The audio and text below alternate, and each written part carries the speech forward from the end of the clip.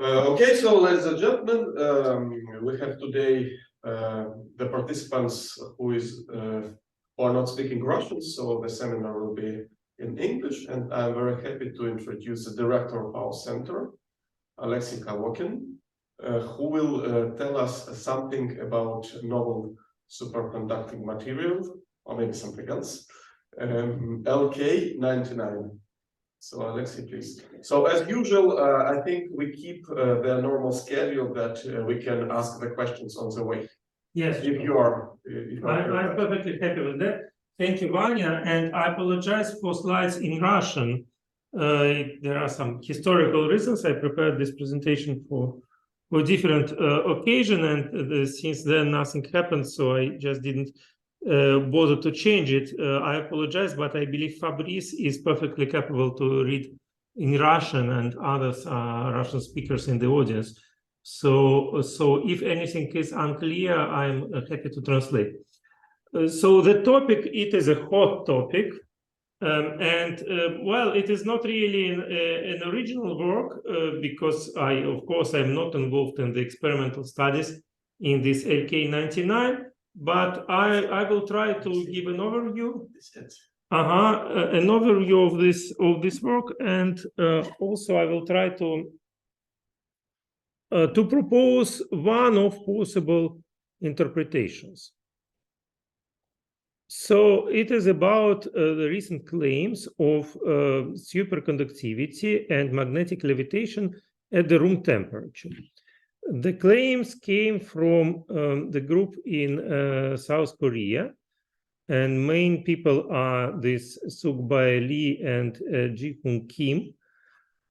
So they put on archive two papers that really made news at the end of July. And one should say that it was not the first time we hear about them.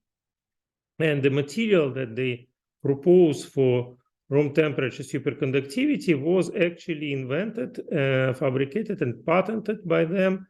And its name, LK-99, comes from Lee, the Suk-bae Lee, and Kim.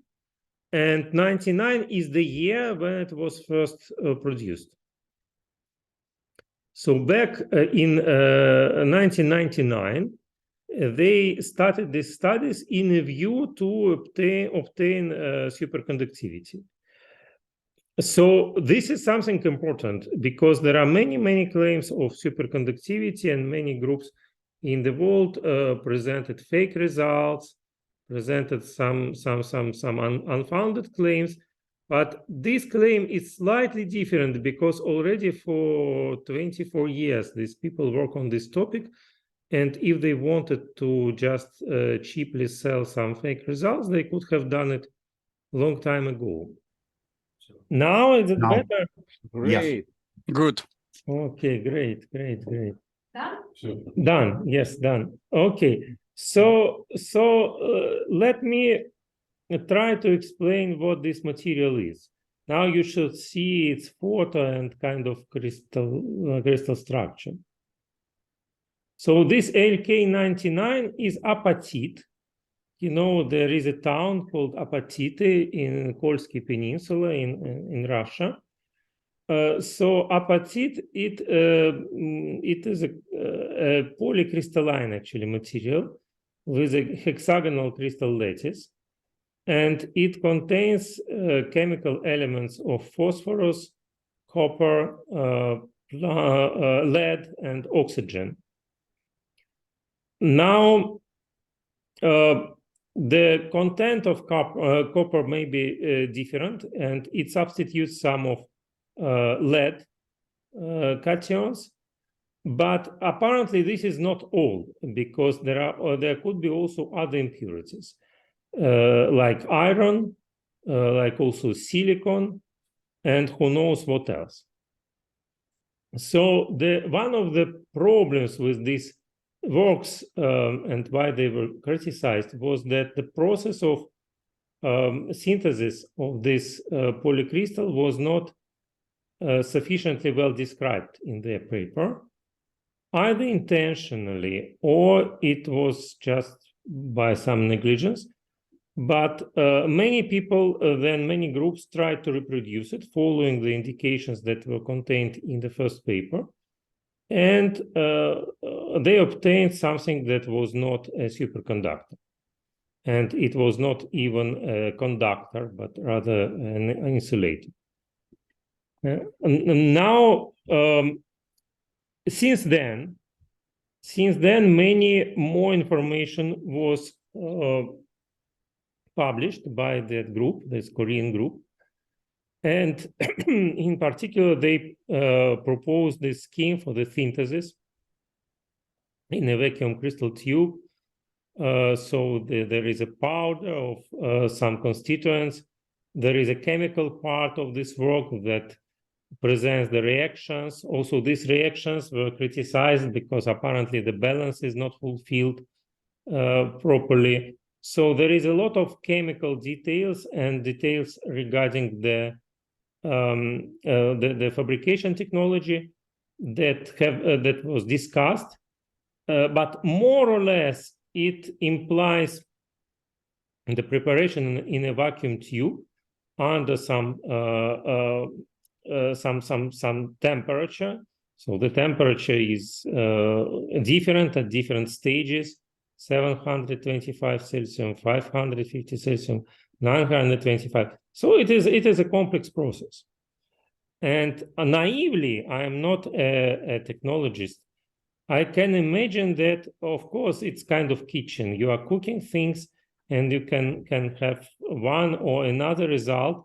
And it is naive to believe that when a restaurant in, for example, Australia takes a recipe from the restaurant in Sicily, then spaghetti con frutti di mare will be exactly the same as in Taormina or in Aceriale. Yeah, something may be slightly different, maybe olive oil, maybe something else. So that's why it is not surprising that these results have not been immediately reproduced, and actually they are not reproduced until now.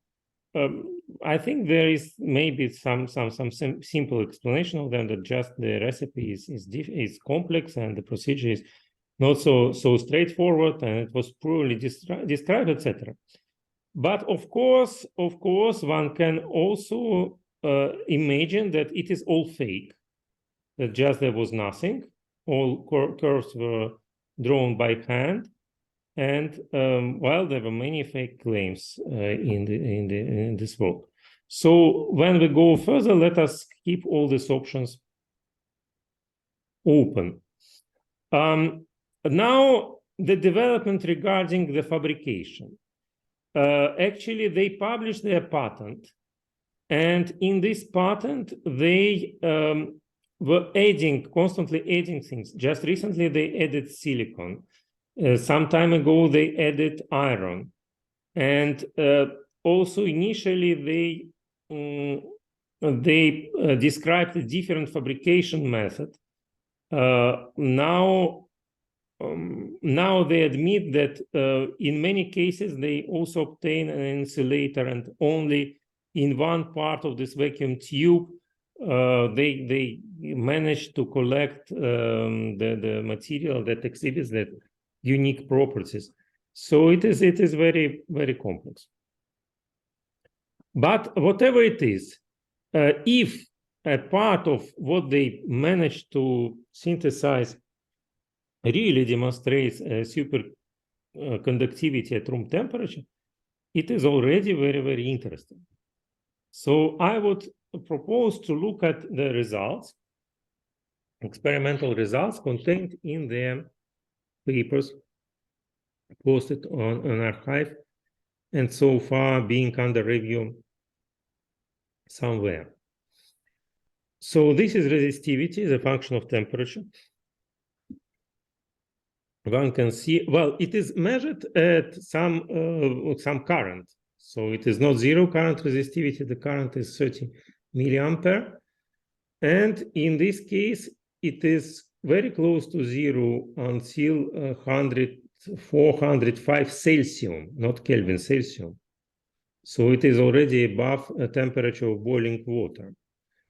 But they claim that at current going to zero, this critical temperature goes to, I believe, 124 Celsius, something like that. We will see it on the next graph.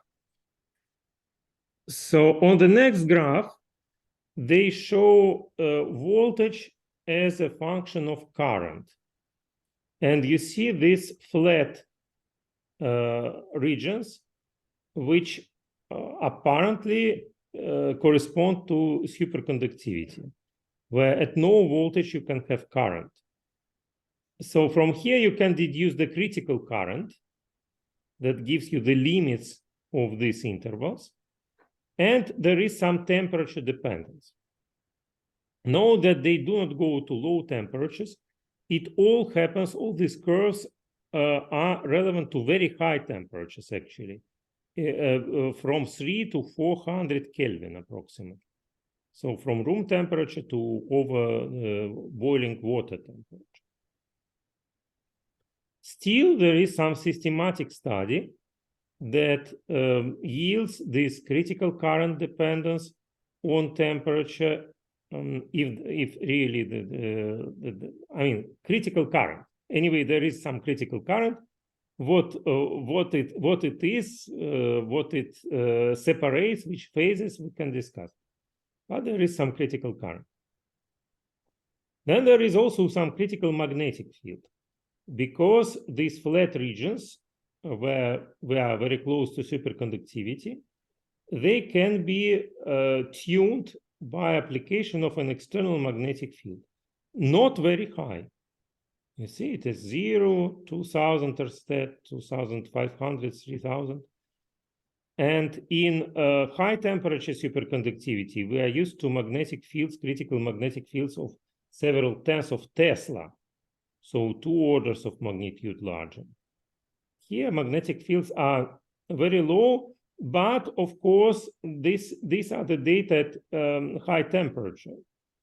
So at low temperature, it would be the magnetic field would be probably larger, the critical magnetic field. If you compare the left graph and the right graph, the longest flat region that corresponds to 0 Ørsted, so 0 magnetic field, it roughly corresponds to, I believe, 300 Kelvin, so room temperature. So you see at room temperature, the critical magnetic field is, well, at 3000 Ørsted, it is still there, the superconductivity, so maybe it is close to half Tesla, maybe a bit more. So not much. It is like in conventional superconductivity. It is not like in high temperature superconductivity. So here, these data are summarized. They plot the critical current and the critical current as a function of temperature and the critical current as a function of magnetic field at room temperature. The same conclusion. Well, the superconductivity is or if it exists, it is suppressed when you pass currents through. Critical currents are also not very large. Yes, it is 100 milliampere region, not very large, but still there is some very clear critical behavior that resembles the first order phase transition. Yes, very abrupt transition. And the critical current also is a function of magnetic field. So both functions are qualitatively what one would expect for a superconductor. Quantitatively, one can, of course, discuss. Then the second work was about magnetic levitation.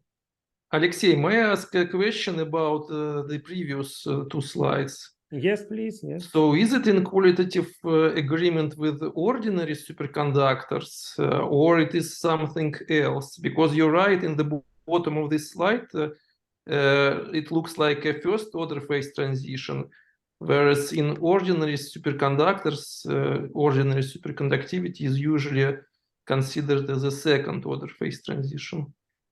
Well, if you take mercury, then you would have first order phase transition, and there are superconductors with first order phase transitions.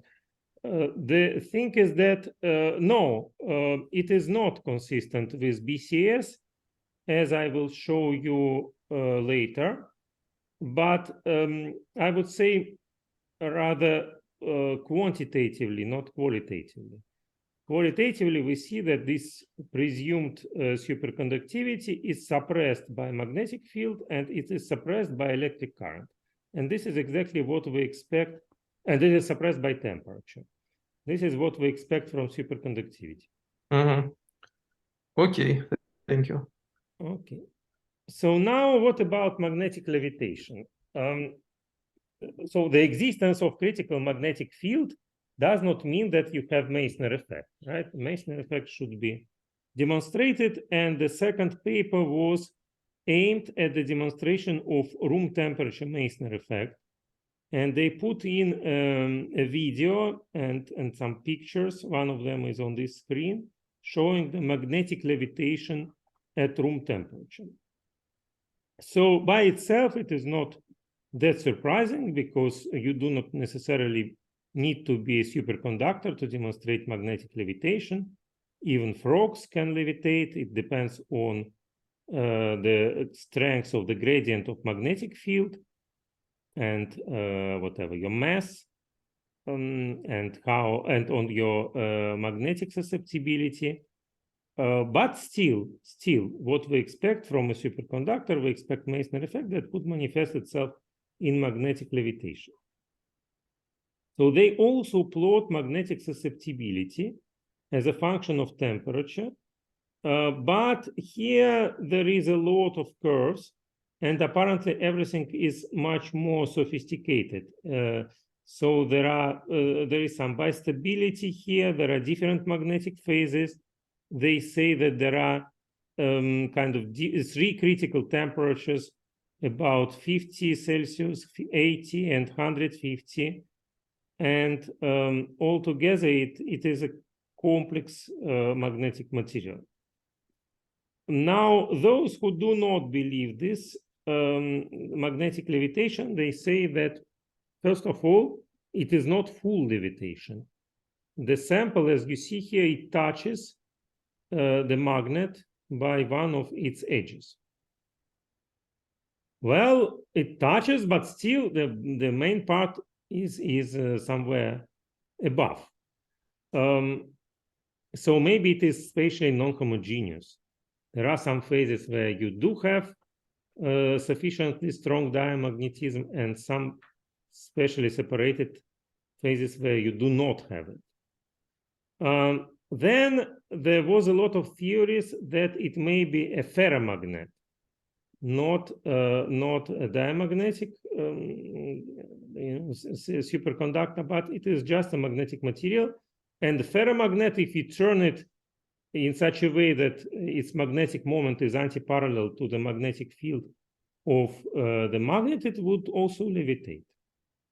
Yes, and who knows what these people did to this sample before they took this picture.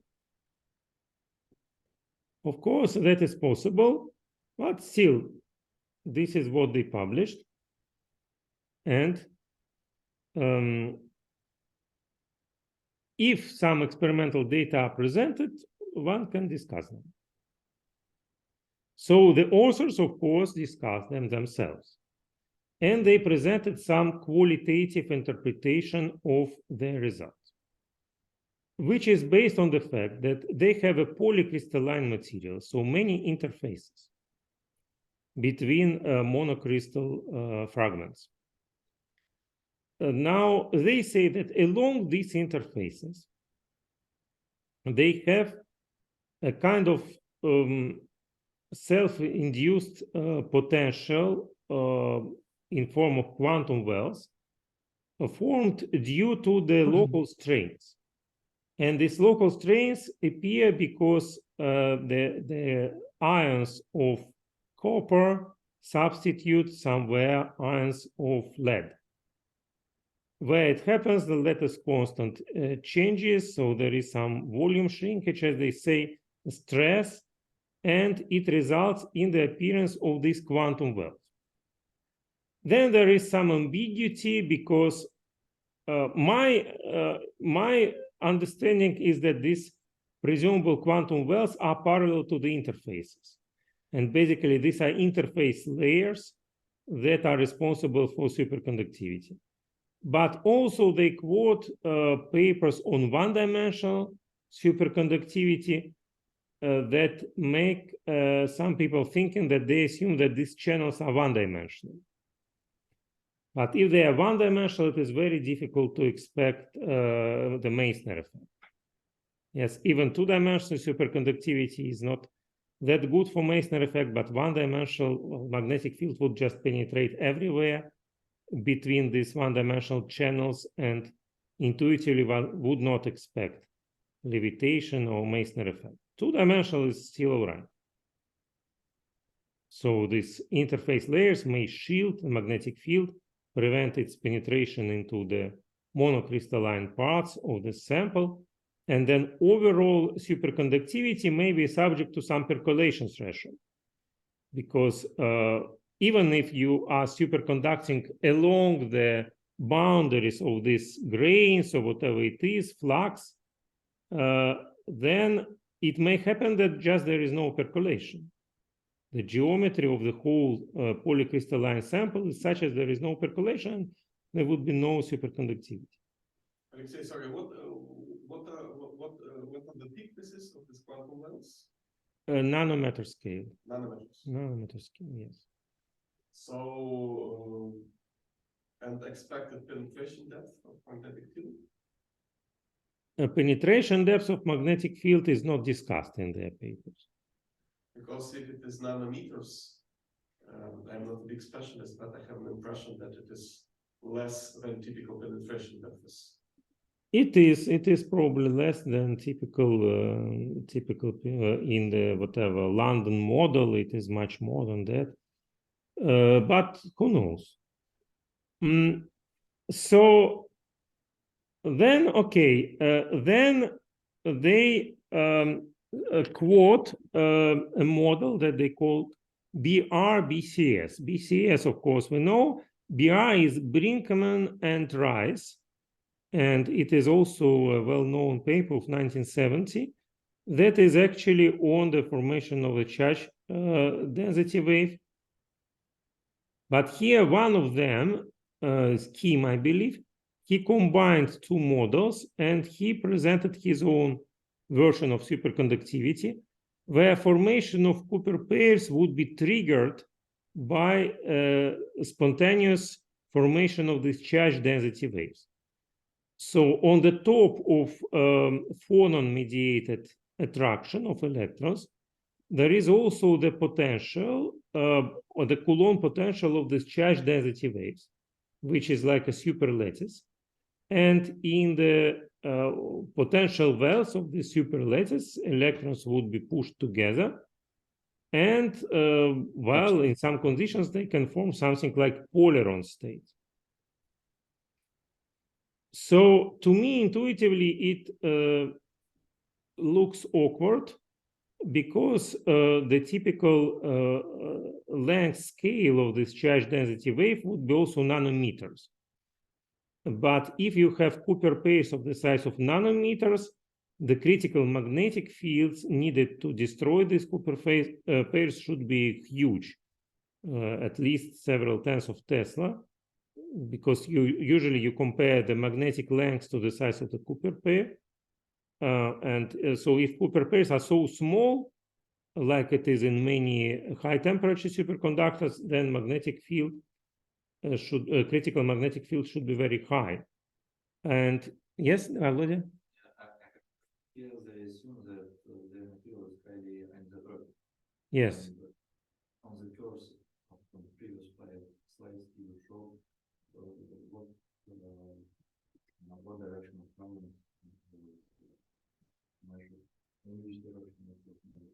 Well,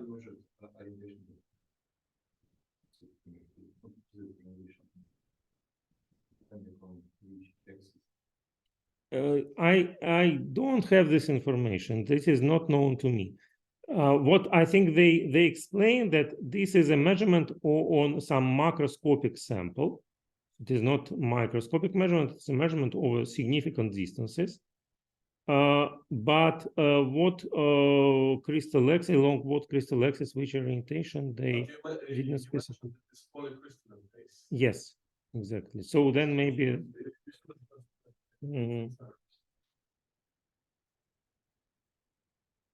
Okay, so then when it was just published, 1 second. One technical question. How do Yes. they measure conductivity? How do they make contacts? What are, I mean, is it 2 lead, 4 lead? I believe it is 4. It is four contacts. So the measurement, but I mean, they do not offer any scheme on how exactly it was done. No, but how contacts were done? Is it metallic? Is it without contact at fixed some low frequency? What is the measurement? I'm afraid I am not able to answer this question. I do not retain from the original paper any detailed explanation on that. But I think they mentioned that they had 4 contacts, and they mentioned that it is measured on a macroscopic sample. So it is not local measurement, it is measured across the whole polycrystalline sample. Okay. What contacts were used, I'm afraid I do not know. But if it is 4 tips measurement, then it is not that important, right? Mm-hmm. Okay, so now once it was published at the end of July, the first reaction of the community was rather positive. And immediately some theoretical groups presented ab initio calculations for this material or something that resembles this material that demonstrated flat bands. And one of distinguished person is this Griffin lady from, I believe, what it is, Argonne National Laboratory, who immediately presented some work on these flat bands. And then it was seconded by several Chinese works. So this ab initio community, at least, they proposed this confirming whatever calculations that if you have flat bands, then even within the conventional BCS, you can expect a huge TC because of high density of states in flat bands. And moreover, they told that these flat bands are half-filled, so coincide with Fermi level in some conditions. So it was all good. But then the pendulum went to a different. Sorry, half-filled means that where exactly is the Fermi level? It coincides apparently with the flat band. Corresponding to the conduction band. Zero. Zero. Yeah, zero energy. Yes, according to these graphs, it may be tuned by tuning the copper concentration, but this is also what they said, that they have an insulator without copper, but when they add copper, they have a superconductor. So it's kind of consistent.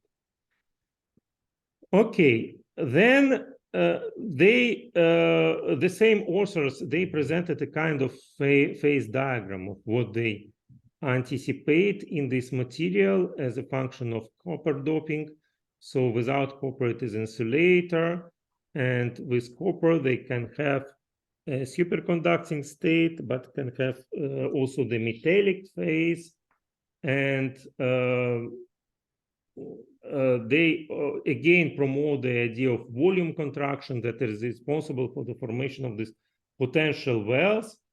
they repeat that the Cooper pairs are bipolaron states, and the potential that holds them together, it is the combination of the charge density wave potential plus some on-site Coulomb energy, but they also keep space for also conventional phonon conductivity. They do not deny that they can have also phonon mechanism. So all this was very vague and was not supported by any detailed or quantitative theory, just qualitative reasoning. And what was missing in all the theories was magnetic field. So what I was, from the my first reading, my impression was that there is something strange, because the critical magnetic field is very low. Really, there is some critical magnetic field. The superconductivity is suppressed by magnetic field, but the value of this magnetic field is much lower than what one would possibly expect for high temperature superconductor. And also the critical currents are consistent with critical magnetic fields, very low. That was never addressed. And actually all the critical papers, because then there was an avalanche of papers that were against superconductivity here, they never discussed this, as far as I could see. Maybe I missed something. Now, if we look at this Brinkman and Rice that was used by the authors, and if we dig slightly into that work and into the publication of Kim, so one of these authors, on room temperature superconductance CC driven by electron correlations in 2021. The paper was completely unnoticed, appeared in scientific reports, and no one paid attention to it. It contains some analytical expression that even formally is not very far from BCS formula, but it contains some interesting constants that are specific for this mechanism. So there is some renormalization of the by temperature of electron phone coupling constant, and then the correlated electron density is introduced as a parameter. So at least this allows to do estimations. And we are going to... Sorry, I can ask. So this is again phonon mechanism, but it is affected by the presence of electrons, or what? The final formula looks like it resembles BCS or Migdal formula, but the mechanism is not phonon, or not only phonon here. It is renormalized phonon, so phonon plus charge density wave. Ah, okay, so it's a kind of a mixture. Mixture, exactly. Mm-hmm. Okay, now what, I will say a few words maybe about the criticism before I go to our own speculations. So we had not a long time ago a similar seminar at the Russian Quantum Center, and Pudalov took part in it. So what they say, actually there are three options. The first option is that the experiment is fake. The curves are drawn by hand, and then there is nothing to discuss. But not many people believe so, because intuitively it is difficult to expect that these people, these authors were waiting for such a long time before publishing their fake results. Why they did not do it back in 1999? Why in 2023? Just to make an impression of being honest scientists. Yes, but you know, they spent 24 years. It's really long. Then there are two other options. One option is that, okay, the experiment is not fake, but the interpretation in terms of superconductivity is fake, and is wrong. And this is what the most part of people, Pudalov and many others, believe. So what they say that there are two sets of data. One is related to the drop in conductivity.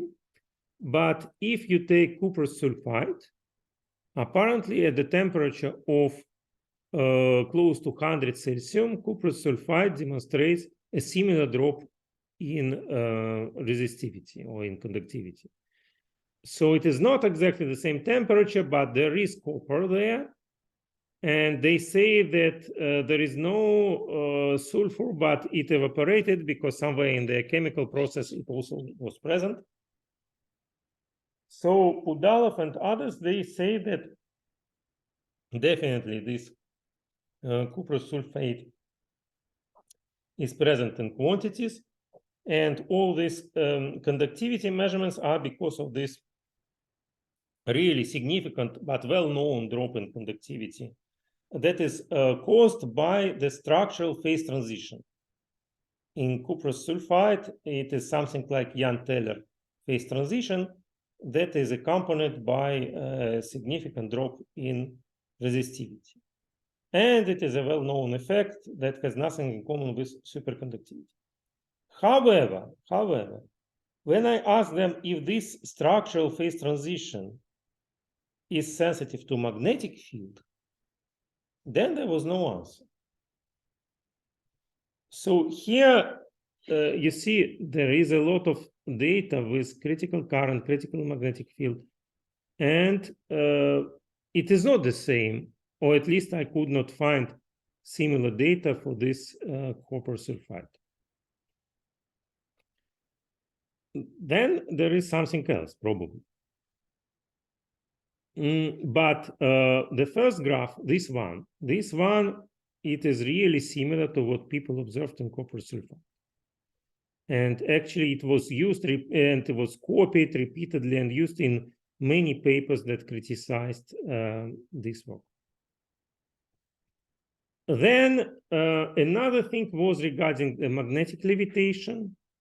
And regarding the magnetic levitation, as they mentioned, iron present in this sample, some people suspected that it may be a ferromagnet, and the ferromagnet, if properly oriented, can demonstrate magnetic levitation.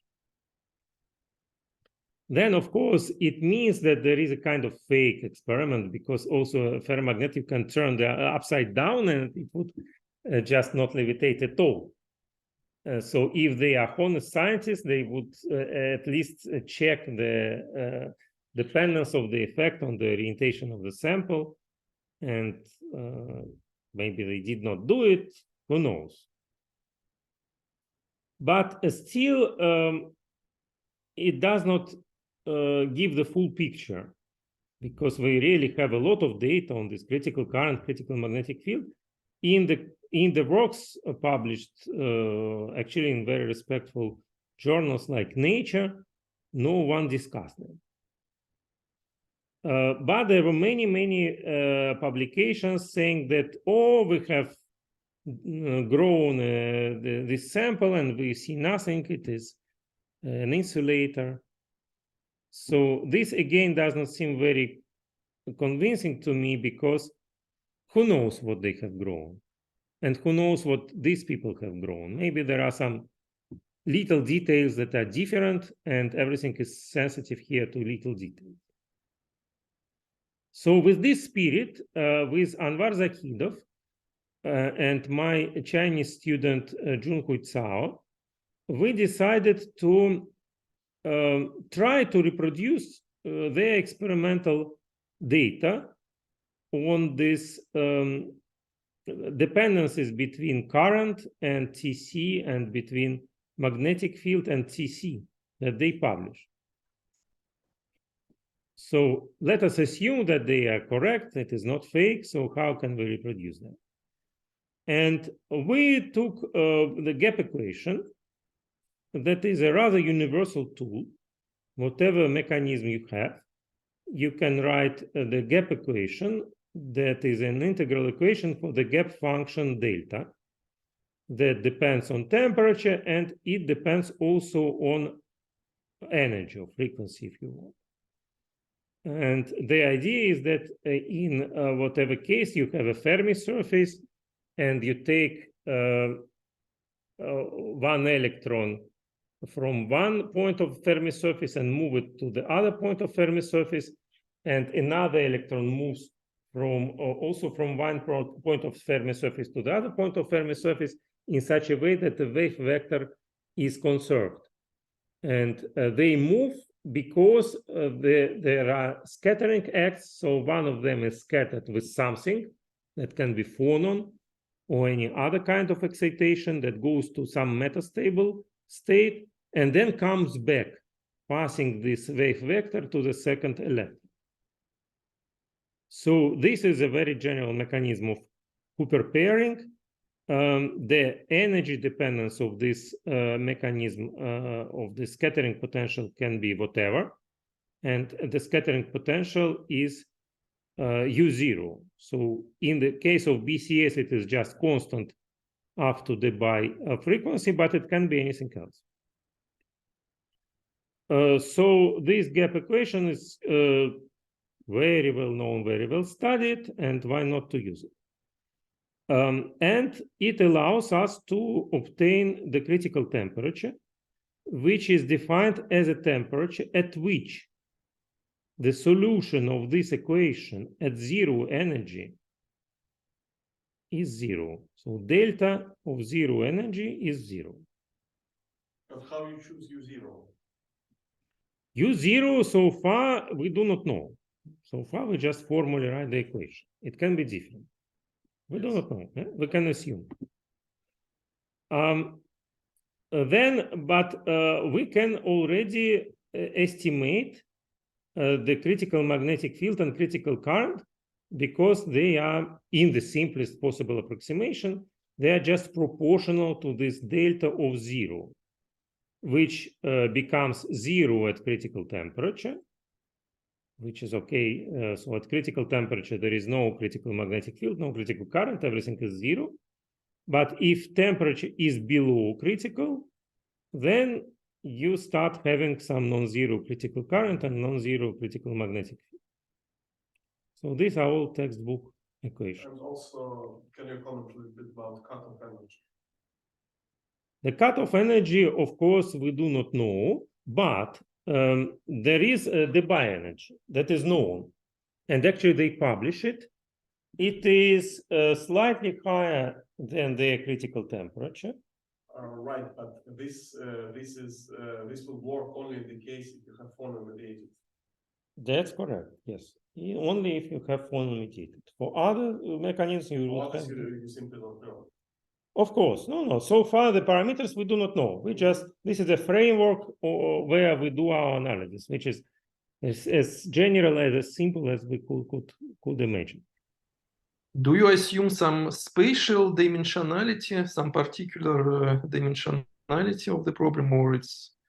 We will assume, yes, that it is a two-dimensional system. So in this equations, it is not yet present, but in the following analysis, we will consider two-dimensional electron gas. If it is two-dimensional, then for the critical temperature, it's a critical temperature for the case when magnetic field is oriented parallel to your wells, because it will be no perpendicular. The orbital, yeah, it must be perpendicular. No, perpendicular. I think for two-dimensional superconductor, the critical field should be exactly zero. If I'm not mistaken. I mean, you have motion in plane, and the magnetic field should affect your orbital motion. So I think it should be normal to the plane. Are you sure?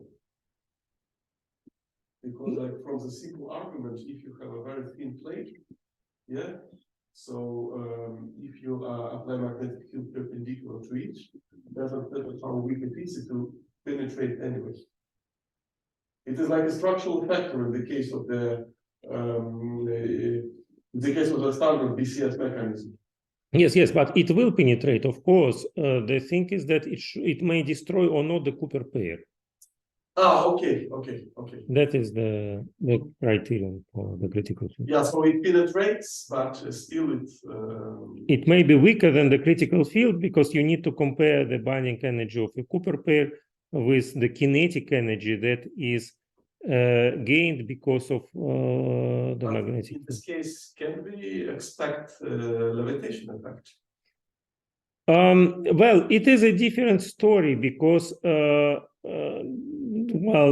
it is a macroscopic effect, levitation. You need to consider the full sample with all the interfaces. Yeah, okay, I see, because like it's polycrystalline and you can have some attenuation at every interface. Okay, so what we proposed with Anwar, we proposed to, as a starting point, the hypothesis of this same authors, Lee and company, who assumed that they have this potential well that has approximately a triangular shape. And in this potential well that they called a superconducting quantum well, somewhere you have Fermi level, so you have energy levels below Fermi level that are occupied at 0 temperature, and energy levels above that are empty at 0 temperature, but temperature is high. So at high temperature, some of states above can be also partly filled, and some states below can be also partly empty. So you can have electrons and holes.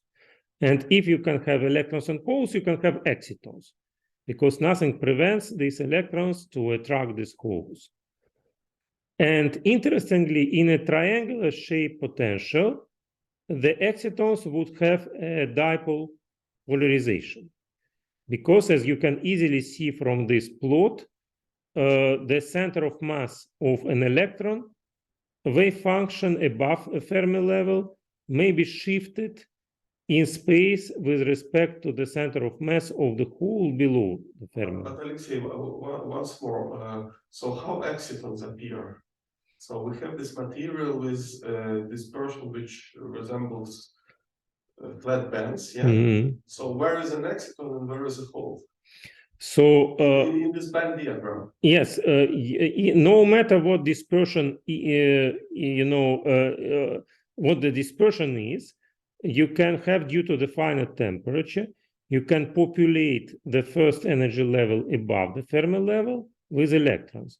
And in this case, some holes will be on the first. In principle, you can, but this is a matter of the parameters. Yes. So you told that in your case, your Fermi level coincides almost with a flat band, right? So will it mean that your excitons are within this flat band? You say that it is half filling. Well, it is important in which direction it is flat. So here we assume that it is flat or nearly flat in the direction perpendicular to the screen. Yes, but in the direction of potential, there is no bands at all because there is size quantization and some energy levels. And we assume that the spacing between these energy levels is not big compared to temperature. Okay. If the mass is heavy, then the spacing will be very small, you see. Okay, so like your excitons are electrons and holes in this picture of the dimensional quantization. Yes, there are two-dimensional side bands, and this potential is in x direction, but the plane is zy. Yes. You see here we have x-axis. The potential is along x-axis. The mass is heavy, so the splitting between size quantization levels is small, which is okay. Fine, but like then you have same sign on effective mass for electrons and the holes, right?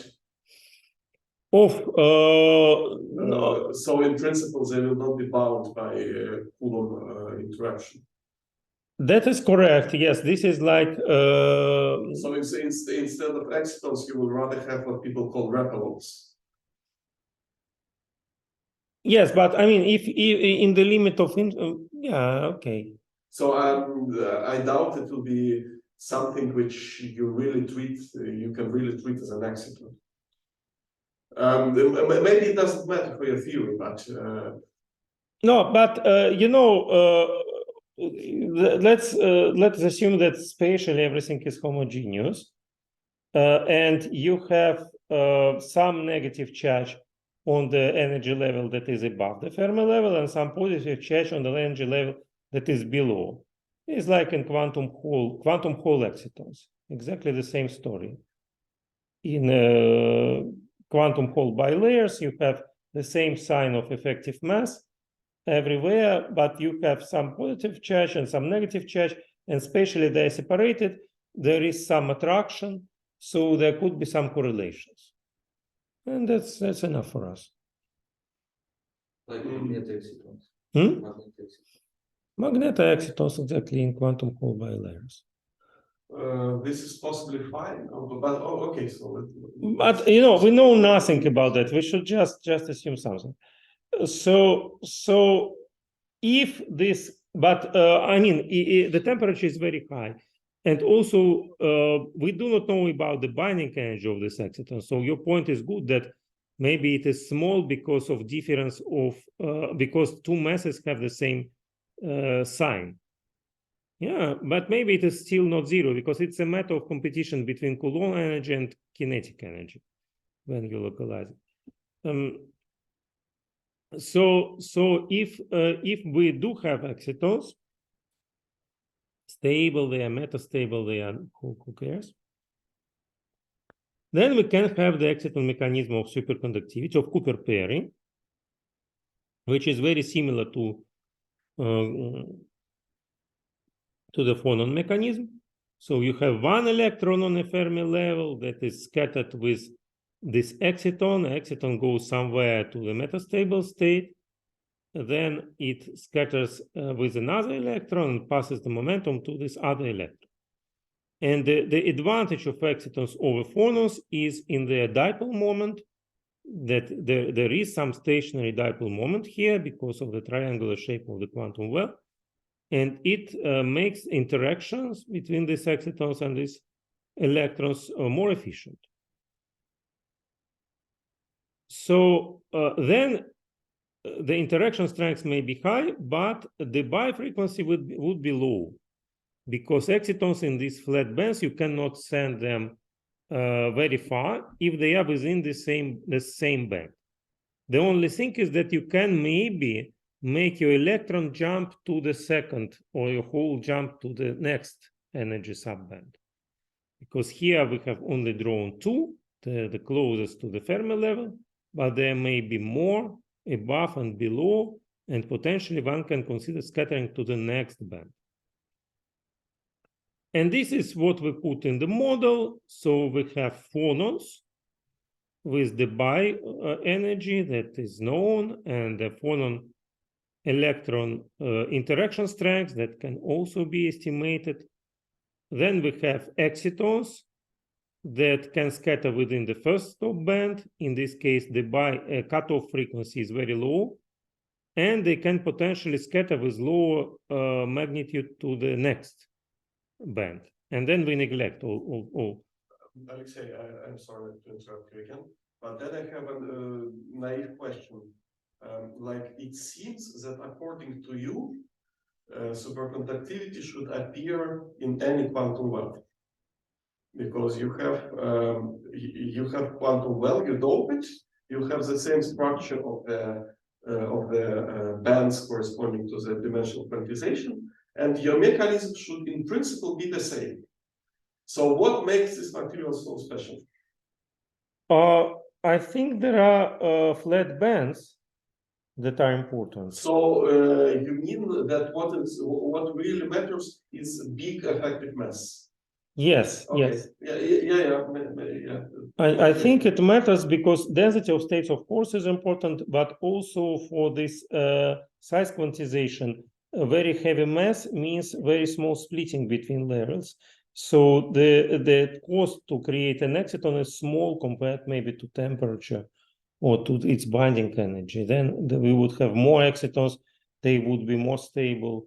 Yeah, just then a comment with Anton Shubnik, who is joining our center. Mhm. We were searching for materials with a flat bands in other contexts Mhm. to get high refractive indices.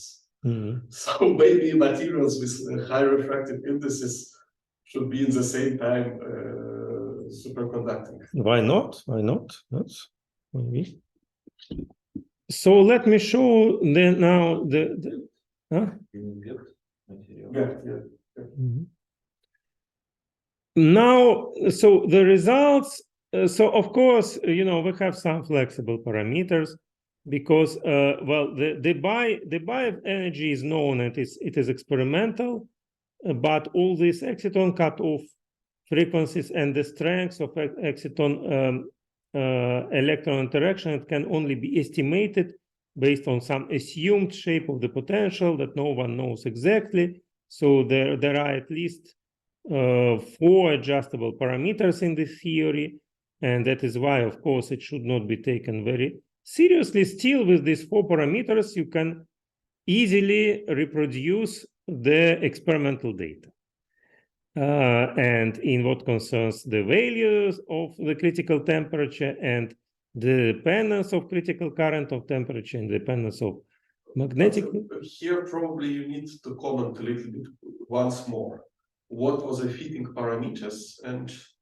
Yeah, the parameters of this potential. Because then they were put in this gap equation, yes? Yes, very nice, but you should at least somehow to fit, to connect the parameters of this potential with material properties that you know either from ab initio, either from experiment, because like otherwise you can fit whatever. Yes, you can fit whatever. But no, of course, we do not know them. We know only the by frequency because it was published by the same authors. We know more or less this eta 0, which is electron phonon coupling constant. For these apatites, also it is something more or less known. We can estimate, based on our previous works, electron exciton coupling constants, assuming that the exciton has some stationary dipole moment. And actually, we did it. We used the formula from our joint publications for dipole polarized excitons. But this delta 1 and delta 2. It would be nice to have somewhere you asked already that what matters is a very big effective mass. Yes. So it would be really nice to see what effective masses you need to have your effect. Otherwise, my argument will hold. That doesn't matter which doped quantum value you have. You can have superconductivity, which is definitely not true. Yes, you are right. You are right. Okay, of course the parameters were tuned in such a way to obtain good agreement, but then. Sorry for interrupting. I just want to emphasize that you are using actually weak coupling formulas for delta, while it's would be strange that for so high temperature superconductivity, these formulas are applicable. You should use theory like Eliashberg or whatever, rather than simple, BCS. Yes, exactly. This is a very important remark because we had an intuition that it is actually close to BCS because the critical magnetic field is low. So we were hoping that the size of Cooper pairs, for example, is not very small. And in that case, we are close to weak coupling regime. So we used indeed this weak coupling model, and I will show you that it produced relatively low critical magnetic fields. You see in of the order, this red curves, it's on the order of what they measured. But why TC is so high? TC, so you see the gap at 0 temperature is 40 something MeV. It is high, but it is not extremely high. Other curves are BCS and this. No. It should be much smaller than the bifrequency, and in your case, it's not small. Right, the bifrequency is exactly for low temperatures. Probably that would not work, but at room temperature and higher, the gap is not that huge, so it is less than room temperature. Yes, room temperature is 25 MeV, and the by temperature was like 800, so it's still more than that. So I think the limit, the low temperature limit, is probably beyond the area of applicability of this model. But no, there is coefficient. I mean, for strong coupling superconductivity, TC is 0.18 times the bifrequency, no, times this log, omega log, to what they call, because it depends on the dispersion law, and times square root of coupling constant. So in order to have this situation, you need coupling constant about 3. But you see, it is not exactly BCS. In the BCS, we would have just one constant potential that results in this BCS formula. But no, I'm telling you the formulas from Eliashberg theory. Yes. And for Eliashberg theory, effective coupling constant of between electrons and phonons to have for the bifrequency 800 to have TC 400 or even 300, you need lambda substantially bigger than 1, like 3, maybe 4. And then all these equations for self-consistency should be written differently. I'm sorry, I didn't want to criticize. I just tell that maybe it needs a little bit more thinking about strong coupling. Yes, it does need indeed, but my feeling, correct me if I'm wrong, was that gap equation is more universal than BCS. And potentially, well, Bogolubov, whatever other people, they were putting different potentials in gap equation and finding different solutions. And sometimes it leads different coefficient between gap and TC than BCS. No, Alexey, what I'm telling you that at this point you should not invent the wheel, because there is Eliashberg theory, which instead of this equation 1, write something a little bit more sophisticated, but still treatable. Yeah. Actually, in case of yes. Well, the thing is that this exciton mechanism, it was treated also within Migdal-Eliashberg theory by Eugen Daimler, and they published actually a paper not on this, of course, LK-99, on more conventional materials. So they found results that are qualitatively not very different from what we obtained, but numbers were different, to say the truth, and actually they were not as optimistic as our numbers, so I fully accept the criticism. But here I just want to, we know nothing, about that story. I want to offer some hand-waving arguments. Alexey, may I ask one question more? So what is exactly exchanged between the electrons? Is it exciton which is created, or it is excitation within excitonic cloud that is already present there in your picture? So excitons are present, then they are scattered to excited states. I really doubt that can be the case, because you don't have anything like exciton condensation. And in your thermal cloud of the excitons, all excitations will be dispersionless. I would expect that it will be purely damping modes. So no, why? You have nearly flat bands. Yes. Yes. So in these flat bands, you have this correlated Coulomb correlated electron hole pairs that we can But treat they as a. form a thermal cloud. Or you suspect that they form some kind of quantum correlated states where you can have. Yes, I suspect they do form some correlated states because these people they also evoke charge density wave that is self-organized correlated electronic state. So who knows? I don't want to claim that you have Bose-Einstein condensate or something. Actually, I do not know. There is no micromodel, but still you can consider one exciton and one electron and calculate the scattering. So you suspect that you have some state close to what people call excitonic insulator, for example. Why not? Why not? There was a theoretical work on Mott insulated transition in this system. Who knows? Yeah.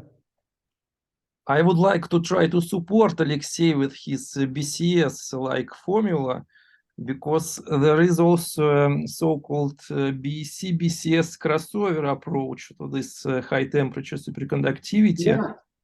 And within this approach, the formula written by Alexey, it actually, this sort of formula, it may be used to describe strong coupling as well. So, no, I agree that Formula 1 is fine, but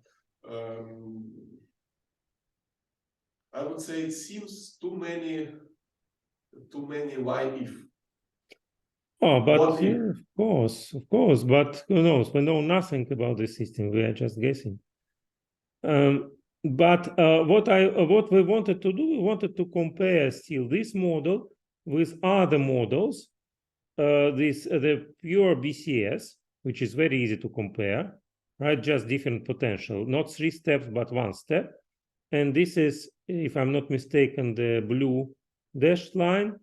So you see, even if you tune parameters to have the same TC, then at 0 temperature, the gap would be larger, and the critical magnetic field would be larger, and the critical current would be larger. And this is different. So with conventional BCS, you would end up with much larger values of critical magnetic field and critical current. And the same with this BR BCS. Actually, I don't know why the curves are so close, and my student may, I never know what he calculates, but at least how it looks like now, the red curve is closer to the reality than other two. I do not say that it is necessarily the truth, but to other models, they give overestimated values of the critical magnetic field and critical current. Okay, now I'm close to my conclusions. Of course, there is too early to conclude. I already told that if it is falsified, then I don't know why only now. But if it is not fake, then it is an interesting problem. I don't say that the excitonic scenario is necessarily the real one, but whatever is the scenario, if they really in one sample out of 10,000 discovered the room temperature superconductivity, it is a very interesting thing. So one really needs to understand why, and I would not dismiss these claims just because we want to dismiss them. So thank you very much for your attention. Yeah, thank you very much. Any questions from the audience here or from people online? I probably want to ask one final question. So you mentioned already magnetic properties, right? Mm-hmm. So, but is it, are they firmly known for this material, or it is debatable? Ferromagnet, antiferromagnet? You see, they speculate about different magnetic phases based on these curves of magnetic susceptibility. There are different phases, actually, and there are some bistable behavior. This is a very complex thing. I could never understand what they say here. And Anwar, for example, he wanted to do some supplementary measurements on low frequency magnetic resonance, electronic magnetic resonance measurements here to be able to spatially separate different phases. Because apparently it is a spatially inhomogeneous sample, which is why it is touching ground with one of its edges and other levitating. So it is something. Because like, if I remember correctly, it was a long story of the interplay between magnetism and superconductivity. And like my first naive guess will be that if effect is true, it is somehow related with magnetic properties rather than excitonic. Yes, but you see, my only observation is that there is a sharp contrast between this very high critical temperature and modest critical magnetic field and critical current. So it does not fit neither high temperature superconductivity models nor even BCS. It is closer to BCS, but still even BCS gives overestimated values of critical magnetic field. And that's why we started to look for some alternatives. Yes, but to me it will be exactly the hint that somehow magnetic properties are involved. But it is just abstract. Okay. Absolutely not. So hopefully we'll know more because actually many groups are trying to play with these systems. And even though they say that it is all wrong, they keep doing experiments.